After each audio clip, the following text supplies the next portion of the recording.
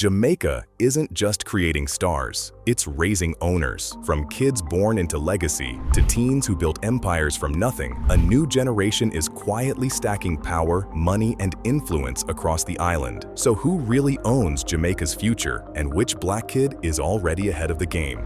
Number 9. Jamaica Williams. Starting off at number 9 is Maxfield Avenue native, Jamaica Williams. What me I do today is, I'm not give up clothes and shoes. I'm going on for no pampers and feet. Low name. While she is now leaving a glamorous and dream life, running Boss Chin, everything started with $5,000 and a dream. Born in 2001, things weren't easy for Jamaica Williams growing up. Her parents were struggling financially, and it was so bad, her mom had to pick scrap metal. Sometimes she would drive trucks. Picking scrap metal in the 21st century is already a sign of intense hardship because the amount you get paid is barely enough to get you bread. So for Jamaica's mother to be willing to do it, it meant things were really tough. Despite this hardship, Jamaica was hell-bent on getting an education. Instead of giving up and giving in to her condition, she ran track and field, and that got her a scholarship at John Mills Primary and Junior High School. This scholarship got her a spot at Veer Technical High School. One thing that has always stayed with her, right from her days in school, was her spirit of entrepreneurship. She revealed that she used to get in trouble at school all the time for selling candies and other stuff. She would go to her school in Clarendon all the way from Kingston and would save her lunch money. Being familiar with the downtown area, she would go there during dorm break and buy little undies to sell to the girls at her school. When she wasn't selling undies, she was selling corned beef and bread that she cut up. The dean of her school would seize her merchandise occasionally because she was doing too much at times. But when you come from extreme poverty, you're willing to pursue any line of business just to survive. Jamaica eventually made it to graduation and started working as a promotional representative. When she got paid, she went downtown again and bought 5 nays, which cost $1,000. Using her business sense, she sold them for $2,500 each. She doubled her capital and reinvested the profit into the business. The customers who bought the mats were satisfied and soon started asking for other house decor items like shower curtains and towels. Being the smart business mogul that she is, Jamaica added them to her online store. She then got a link to the manufacturers in China and decided to start importing her goods directly from the source. She was 18 when she started this business, and nobody took her seriously. She didn't have a store, she drove a Subaru, and was considered too young to understand business. Jamaica lived in a little one-room, which doubled as her office and storeroom. She held out on some nights, unable to sleep comfortably, but the suffering was worth it in the long run. A year later at 19, she upgraded her car to a BMW 15 Series, and people started taking her seriously. Her business started to see a major boost when she added her skincare line to it that made products to remove stretch marks, belly fat, and hyperpigmentation. This boost allowed her to buy her first property, which she developed into her first mansion where she now lives. The business that started from her one-bedroom apartment now has a warehouse in Portmore and a storefront in Halfway Tree. They supply over 7,000 vendors worldwide and have 22 international distributors. Her company ships bathroom and household supplies. Then on her own part, she's into real estate and also runs a gaming company. With over 70,000 followers on social media, she posts to inspire people. But some people find her to be boastful, and if we're being honest, she has every right to be considering all she has done for herself at such a young age. Her story shows that your background doesn't have to determine your future. You can always make a name for yourself. Number 8. Sydney Burrell. At number 8 is the daughter of popular Jamaican-American musician Sydney Burrell. Sydney Burrell is the daughter of Orville Burrell, who you probably know as Shaggy. Born in April 2005, Sydney started coming into the spotlight through her father's social media platforms. He would post family pictures and write witty captions, things that made people started gaining interest in his family. Compared to the previous kid, Jamaica Williams, Sydney's story is quite different. Her father, Shaggy, first blew up in 1993, way before she was born. So she was born into a privileged family that afforded her the opportunity to pursue whatever she liked without having to think of her economic situation. With the kind of wealth she grew up surrounded by, her humility is her most surprising trait. Many Jamaican teenagers, especially girls, look up to her in some way. Her demeanor whenever she shows up online occasionally screams class and elegance. Despite just entering her 20s, she approaches life like a seasoned adult. But one thing Sydney seems to protect is her privacy. When your father is one of the most popular people in Jamaica, it's hard to keep your head low. But for Sydney Burrell, you only know what she wants you to know. Her net worth is unknown to the public. She has also not been affiliated with any public business ventures. She lives a quiet life. She also doesn't live in her father's shadows, as she has shown that she is carving a path for herself in the world. Before we move on, I'd like to ask you a small favor. If you appreciate this content, please take a second to like this video and subscribe to the channel. Over 99% of you watch the videos without subscribing. It costs you nothing, but it makes a huge difference to us. Thank you so much. Now, back to the video. Number 7. Adidja Jaheim and Akil Rahim Palmer.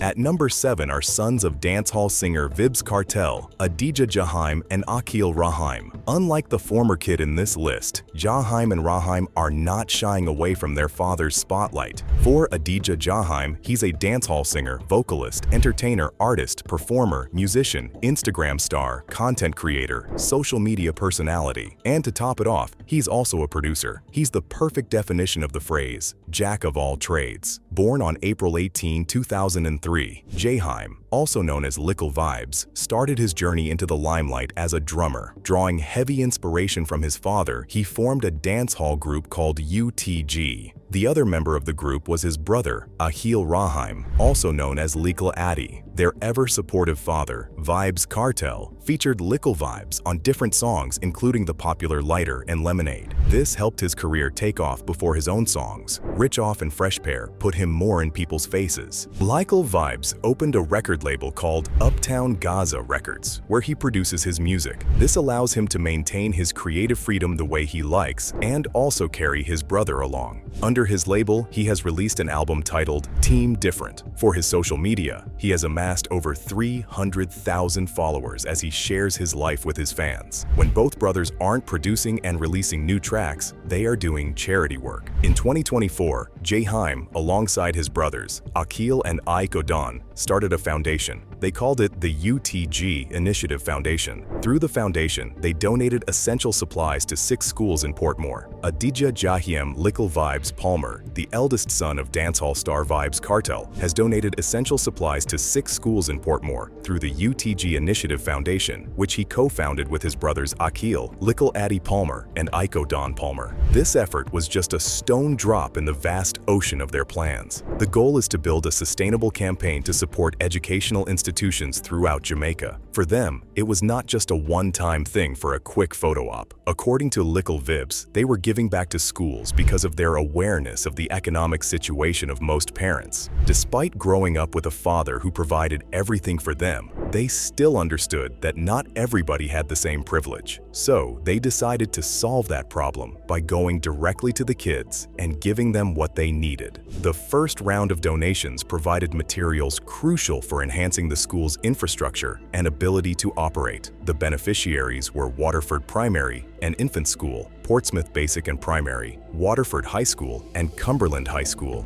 They were given school supplies and construction materials. This showed that for the Palmer children, it wasn't just about providing learning materials, it was also about providing a conducive learning environment. Lickle Vibes explained that the charity work was inspired by his father's unpublished philanthropic works. The most recent philanthropic work from Vybz Kartel was the Adidja Palmer Foundation he opened despite being in prison. The foundation provided emergency relief to the communities affected by Hurricane Melissa in Jamaica. Despite caring about their community, one common thing amongst the Palmer brothers is that they wouldn't let anybody bully or take advantage of them.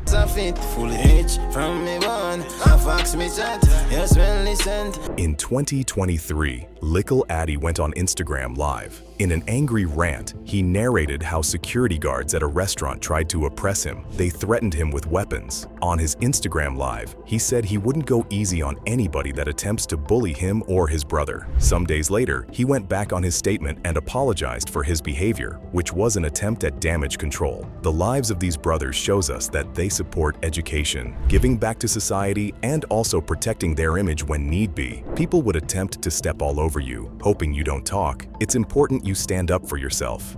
Number 6. Rihanna Sutherland. At number 6 is the daughter of another dancehall star, Rihanna Sutherland. Rihanna Sutherland is best known as the daughter of Jamaican dancehall artist Popcan, whose real name is Andre Hugh Sutherland. Despite being very young, Rihanna Sutherland is already gaining popularity in Jamaica. On her social media pages, she shares simple story times and skincare routines, things people her age are able to relate to. But apart from how she manages to show up for herself on social media, her father's posts also help in putting her in the limelight. In 2020, she graduated from prep school and trusts her father to show up and show out. He arrived at her school sporting a red blazer, dressed as if he was going for a wedding. He posed with her, she was 11 at the time, and she hugged him with a huge grin on her face in her blue graduation gown. In the Instagram post Popkin made to congratulate her, he captioned it, "You are the reason I started taking music seriously, the reason I started working harder, one of my first motivations. I love you, my princess." The post got a lot of likes not just from fans, but also from fellow dancehall stars. Celebrities like Vybz Kartel, Skilly Bang, Lila Ike, Jesse Royal, Protoje, and Agent Sasko sent heartfelt wishes. This made her feel recognized and special after all her hard work. One thing that is admirable about Rihanna Sutherland is how private she keeps her life and how Popcan protects her. We believe this may stem from his history before getting into the music industry. Popcan was born in St. Thomas Parish, Jamaica, and grew up in Portmore. His family was so poor, they couldn't afford the basics. This made him grow up in a housing project called Gangsta City. Judging by the name, you can already guess what growing up there would be like. He himself has described his childhood as rough. He even had to stop attending school at some point because of the street drama surrounding his town. His stage name was given to him by a friend who died due to street violence in Portmore. Growing up in this kind of hardship and fear would change anybody's brain chemistry, so it's not surprising that despite now having a better life, Popcan is still very protective of his daughter. There's barely any public information about Rihanna Sutherland available, from her age to the school she attends, the friends she hangs out with, or her interests. There's also no public knowledge of her net worth, and this is especially due to her age. Her financial life revolves around her father, at the moment, who is worth $4 million.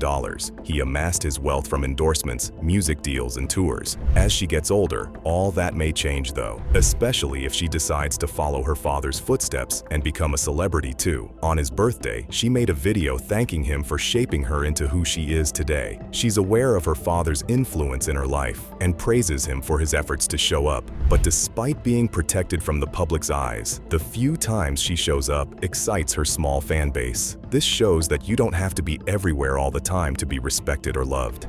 Number 5. Gordon Butch Stewart's grandchildren.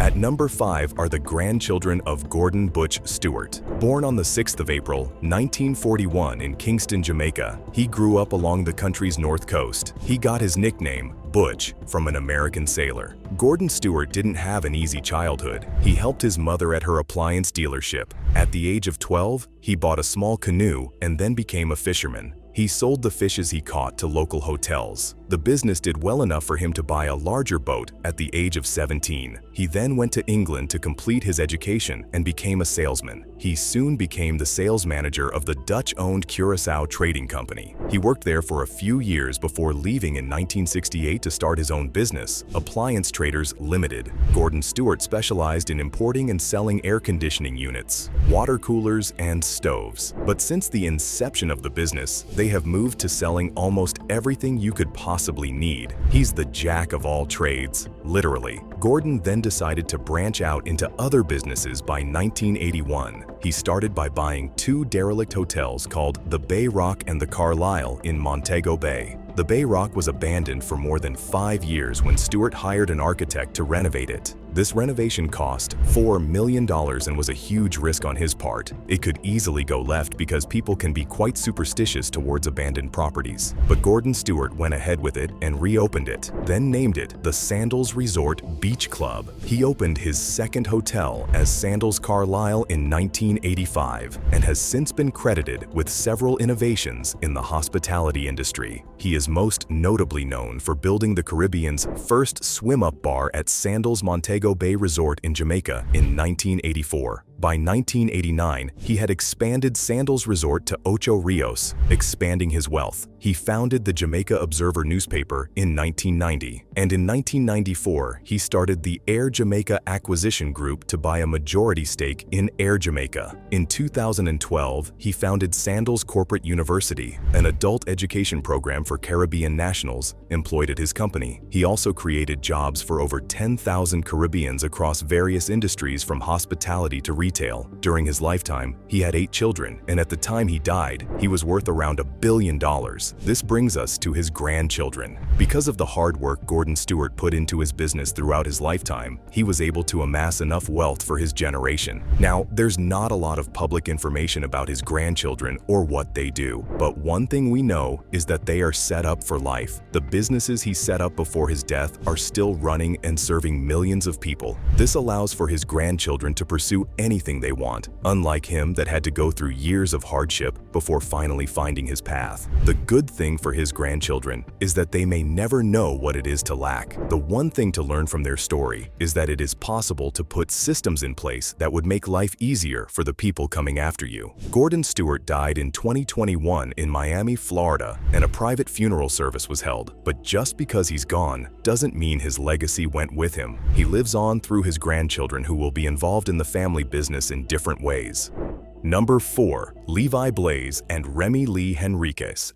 At number 4 is Levi Blaze and Remy Lee Henriquez, the children of Grammy-winning superstar Sean Paul. Levi Blaze and Remy Lee Henriquez are the children of Jamaican singer Sean Paul and media personality Jody Stewart. Although they are both very young children, they are popular among Jamaicans because of their parents' influence. Sean Paul married Jody Stewart in 2012, and in 2016, they announced that they were expecting their first child. Their fans were excited for them and started counting down to the birth of their child. Levi Blaze was born in 2017, and people flooded Sean Paul and his wife with congratulatory messages. Pictures of Levi filled blogs as everybody wished him the best. 2 years later, in 2019, his younger sister, Remy Lee, was born. It was another set of congratulatory messages the family received. When second children are born, many parents tend to pay less attention to the first child. I'm gonna show you how to do my makeup.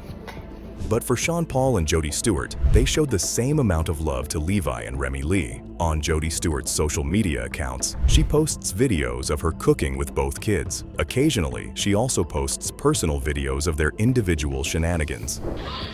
Decency people, hold on. In terms of their net worth, there's no public information about that, but judging by their father's fame and personal net worth, they are multi-millionaires. Sean Paul was born on January 9, 1973 in Kingston. His mother was a painter and his father wasn't in the picture, but he is believed to be of Portuguese descent. Sean Paul was raised Catholic, but attended a Jewish school. Coming from a long line of swimmers, he ended up joining the national polo team years before he even started considering a career in music. He gave up the sport to pursue music, and it paid off quite nicely. But before he got into music, he worked briefly as a bank teller. In 1994, he appeared in Carrot Jetter's music video, Nice Time. Zachary Harding then pitched him to his brother, Jeremy. Zachary claimed that he had heard a singer that sounded like dancehall DJ and toaster, Supercat. This led to them inviting Sean to the studio. He recorded a vocal over Zachary Harding's rhythm track, and in the process, his popular song, Baby Girl, was born. Jeremy eventually became his manager and producer, and that's when things started to look up for him in the industry. In 2001, Sean Paul continued his work with Jeremy Harding after releasing his debut album. He then went on to release a single called Gimme the Light. The single was a nationwide success in Jamaica and soon went beyond the island. It became a worldwide smash hit by 2002 and reached number 7 on the Billboard Hot 100. The early crossover momentum of the single helped him secure a record deal with Atlantic Records in a joint venture with his label, VP Records. This kind of success before the streaming age was very impressive, and Atlantic Records knew not to miss out on signing him. And to be honest, it's one of the best decisions they have made. Sean Paul then started making moves outside of just making music. In 2011, he established his own record label, Duddy Rock Productions. He signed Jamaican artist Chi-Ching Ching to the label in 2017 as the label's first signing. In 2022, he released his brand of Jamaican patties called the Scorcha Patty, along with its hot sauce in partnership partnership with Port Royal, which was made available for a short period. Apart from his music and business ventures, he has also been the brand ambassador for companies like Burger King and Crooks and Castle. These ventures have made his net worth $25 million. All of his hard work goes into taking care of Levi and Remy Lee, so we can say they are worth just as much as their father. And if they use his influence wisely when they get older, things will continue going very smoothly for them. Number 3. Usain Bolt's children. Number 3 are the children of Jamaican track star, Usain Bolt. Even if you are not familiar with the world of sports, you must have definitely come across the name Usain Bolt. Born in a small town called Sherwood Content in Jamaica, Usain Bolt has 3 kids. His first child, Olympia Lightning Bolt, was born in 2020. By 2021, she welcomed her twin brothers, Thunderbolt and St. Leo Bolt. The kids are still minors around the ages of 4 to 6, so there's not a lot of information about how much they're worth. But one thing we can say for sure is that they are not poor in any way, especially when you look at their father's successful career as an Olympian track star. Usain Bolt's mother named him based on the suggestion of her nephew-in-law, who claimed to have a classmate with the same. Growing up, his parents ran the local grocery store that served everyone in the area. Usain Bolt, on the other hand, spent his time playing cricket and football in the street with his brother. He said he didn't care about anything but sports when he was a child. He started his potential to sprint right from when he was in primary school. He ran in his parish's annual national primary school meet, and by the time he turned 12, he was the school's fastest runner over the 100 meters distance. When he entered high school, he focused on every other sport except the one that would eventually make the world notice him.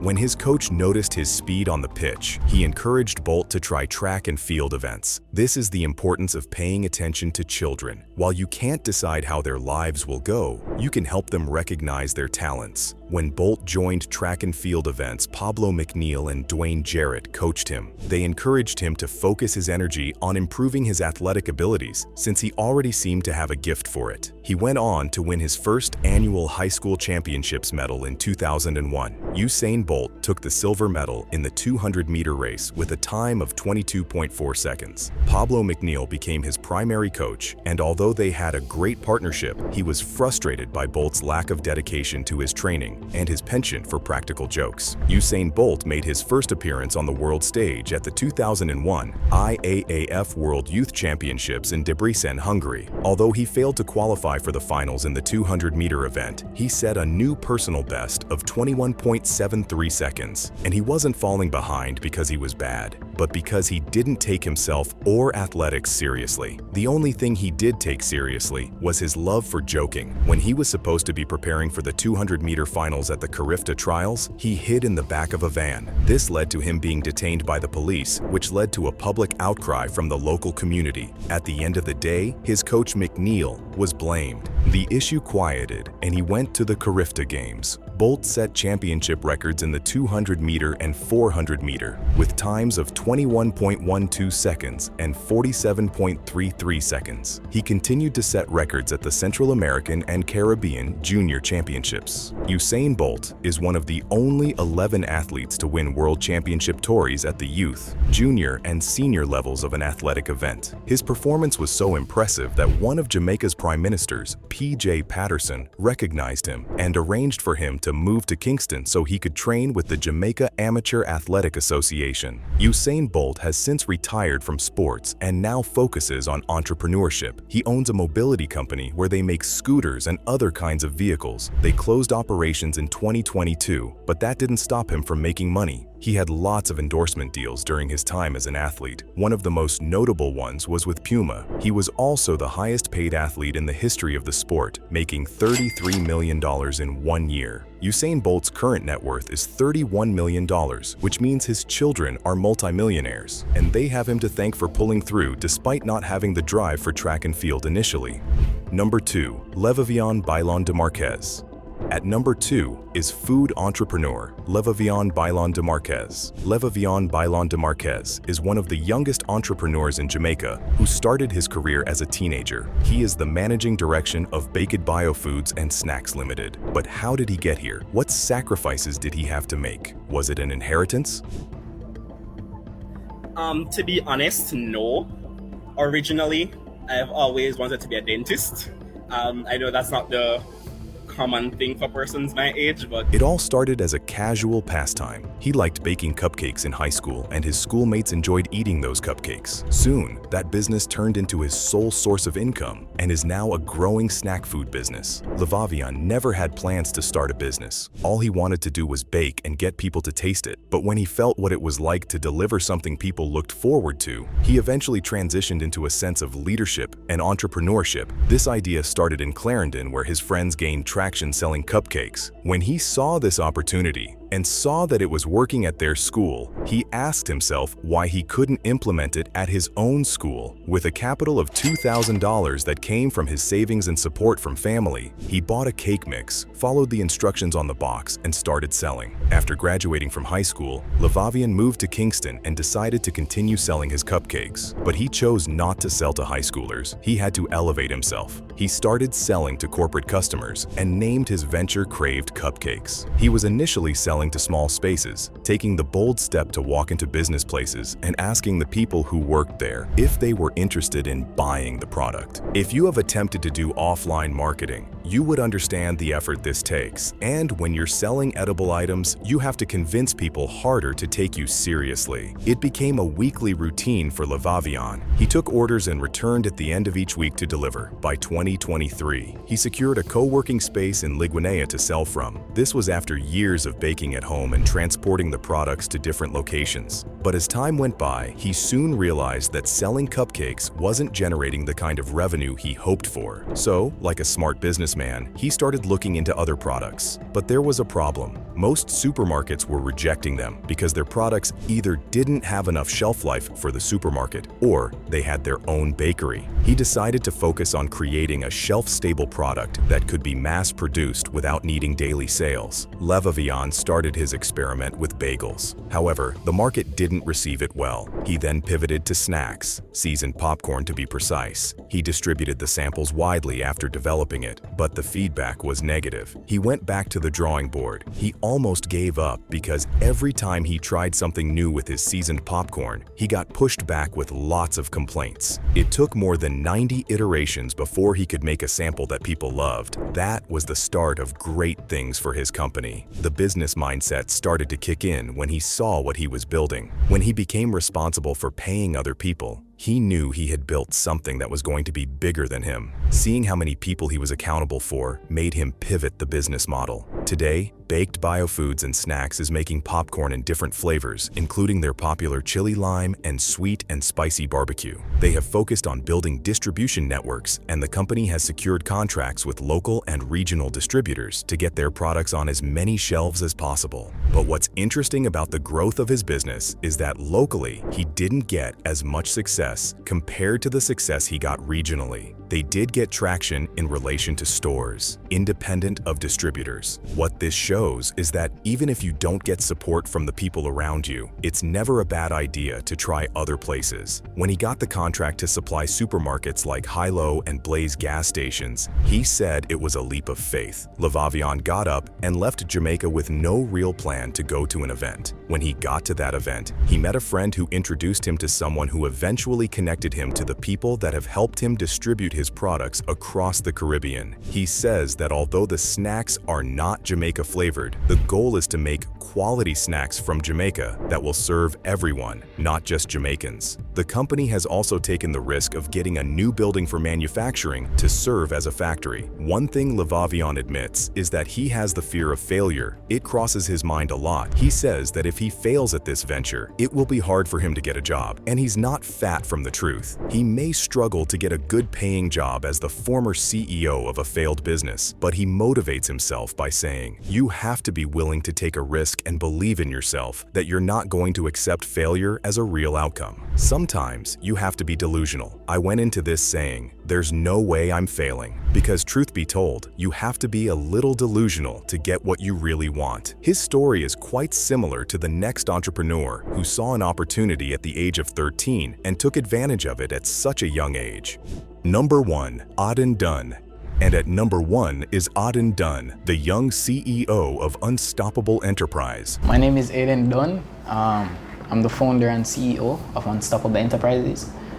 I'm 17 years old and I just recently graduated from KC and I go to UTech now. At the age of 13, armed with nothing but 2 phone cases and a single LED light, Auden Dunn set out to become a successful entrepreneur. Today, he is now the CEO of Unstoppable Enterprise, where he oversees a team of 15 and distributes electronics and other products across Jamaica. He also operates a separate shipping venture where he helped people import goods directly from China to Jamaica. But how did it all start? His history started from selling accessories to his schoolmates at Kingston College. He has since transformed that small side hustle into a fully operational business. Now, he no longer markets just 2 phone cases. He runs a fully operational business, importing tons of goods from the US and China. Now a student of the University of Technology, Jamaica, pursuing a degree in business administration, he says that once you have a dream, you're unstoppable. And he's not wrong. When you have a goal you're working towards in your mind, there's nothing that can stop you. You may be beat down or pushed back, but you'll keep going. Now, let's go back to Auden Dunn's story. He began his journey at Kingston College. He sold phone cases and LED lights. With over 400 students in school and little to no competition, it was easy for him to carve out a niche. His venture also started growing significantly and fast. He started with small, high-demand items. After conducting his own market research, he relied solely on what he could afford and manage independently. This afforded him the opportunity to not feel too much pressure that would make him make decisions he would regret in the long run. Inspired by his mother, who was also a businesswoman that peddled sheets and curtains, a motto that guided him was small profit is better than no profit at all. So when he sold his items at school, he was willing to part with a few cents at times just to ensure his items sold out. Auden also attended a lot of pop-up events by himself. All he had was a 6-foot table and hoped that he would make a sale and, most importantly, build brand recognition. According to him, he made $0 most days, but he still pushed through.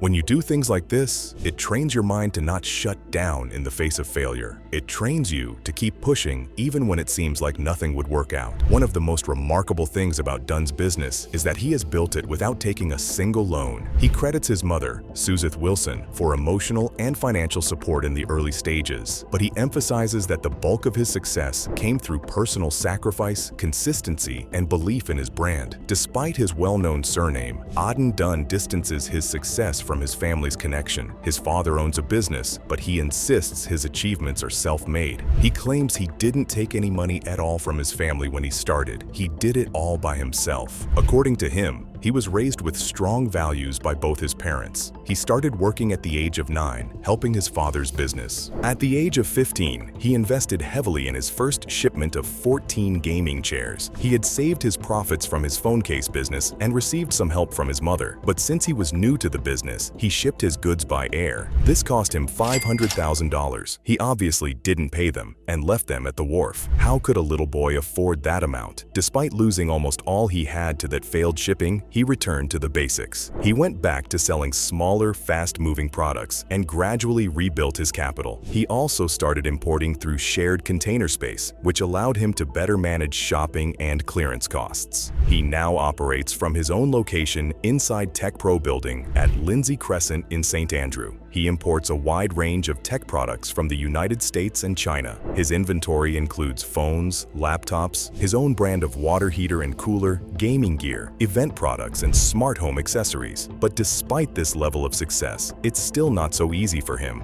Auden Dunn revealed some of the challenges young entrepreneurs in Jamaica face. His business is under his mother's name. Even when he is shipping stuff, it has to be under her name because she's an adult. He suggests lowering the legal age for business registration and improving access to startup capital would significantly ease the path for aspiring young entrepreneurs. Most people in Jamaica won't trust a business that isn't registered, which is a major hurdle for him. He's lucky that he had a parent that could stand in for him. But what happens to people who don't? Do they give up on their dreams to be entrepreneurs or push it till they're legal? When asked how he managed to balance school and business, he explained that the business runs mostly from his phone. He takes multiple calls and assists customers customers directly from his phone. So while parents like to assume kids don't have better things to do with phones, people like Aiden Dunn are proving them wrong. Although he's not able to register the business or get a driver's license under his own name, Aiden Dunn plans to open 3 more locations. When he's not thinking of his next business venture, he's giving back to society. His company, Unstoppable Enterprise, donates 20% of every sale to local children's homes. They also gifted their branded water cooler to primary schools. He says when you spend with them, the money goes straight back into the future of Jamaica. Aiden Dunn advises young Jamaicans who want to be entrepreneurs that no matter the obstacle, challenge, or fight, they should keep going. Because no matter what you do, whether negative or positive, you'll always experience obstacles. Your best success story is when they realize that no matter the obstacles and challenges, you still rise. Just like the motto of Kingston College, the brave may fall, but never yield. The stories of these kids in Jamaica show that you can make a name for yourself regardless of your location. Your economic background should not be a reason to stop pushing. Instead, it should make you grind hard, even if you'll have to do it harder. If you enjoyed hearing about these Black kids, then you would enjoy being a subscriber on our channel as we share the stories of successful Black people, regardless of age.